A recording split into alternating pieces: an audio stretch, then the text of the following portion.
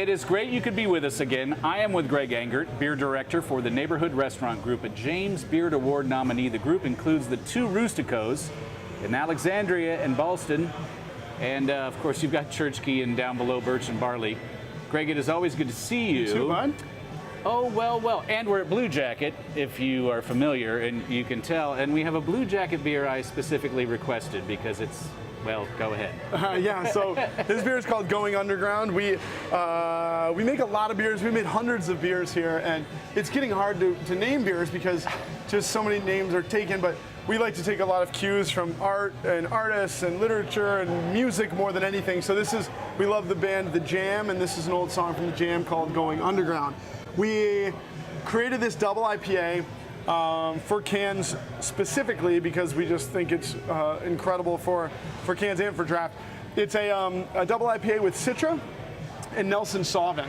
So typically juicy, hazy, not too bitter, lots of big citrus, white wine, little herbal notes, little pepper.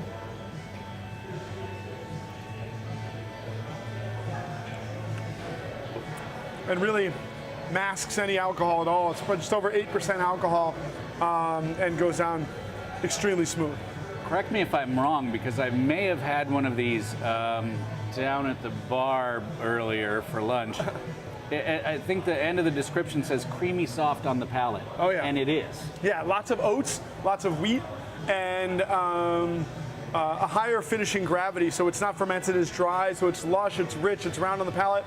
And most of the hopping comes way at the end, so that we're maintaining all those aromas and not imparting too much bitterness. And it's 8%, and again, we say this a lot, I don't get that. I mean, it's not overly Yeah, we definitely hide it boozy. very well. Yeah. So beware, Tasty. who can't. So we've been canning now for just about 4 months, and it's great. We do about 100 cases a week, sell it right from the front door, and it's been an amazing way to showcase the freshest of the fresh stuff we have. You know, canning for us is something that only came about recently because we are able to do it our way. So we're getting small amounts of cans as needed, we're getting small amounts of labels as needed, packaging, right in our canning bottle shop over here, and selling out very quickly so that everything remains really fresh.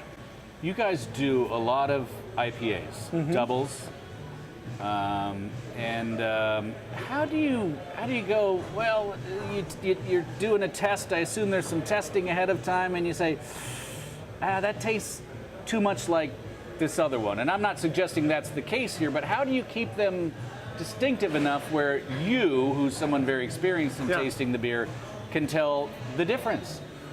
Well, I think the first thing is that we don't necessarily want them to taste drastically different. I mean, if we want them to taste good. Yeah, exactly. So you come up, and this is the way it is for all IPA makers who are making lots of different IPAs. You come up with a few different bases that you really like, and then you generate small nuanced differences through the different hops that you're utilizing and the different yeasts. You're not trying to make one so distinct that it wouldn't bear resemblance, because I think at the end of the day, people want a Bluejacket IPA or a Bluejacket double IPA. Were they to come in and one double IPA is crystal clear and really bitter, and the other one is amber, and the other one is 15%, they might kind of be like, wait, I don't get it. So it's an interesting question and a great question, because I think a lot of brewers, if they're being honest, will say they're trying to give you subtle, nuanced differences, and we do that through the hops. So like in this case, we've got Citra and Nelson Sauvin. We have another IPA on right now called Perfect Places. I know you tasted some of that earlier as well. And which is distinctly different. Distinctly different, good, but that's only Nelson Sauvin. And then we have Lost Weekend, which is only Citra. So if you put these three next to each other, what we want is for you to be able to say, I can see a similarity between these three beers that tells me it's Bluejacket, but I also can see some very obvious differences that make me want to taste each of them rather than just focusing on one. What would you pair this with? Well, the beautiful thing about these, I say this all the time now, or at least I feel like I do, is that these new IPAs, 8% DIPA like this, it's not boozy and it's not too bitter, so we can do it with lots of different things. I love this with like seafood.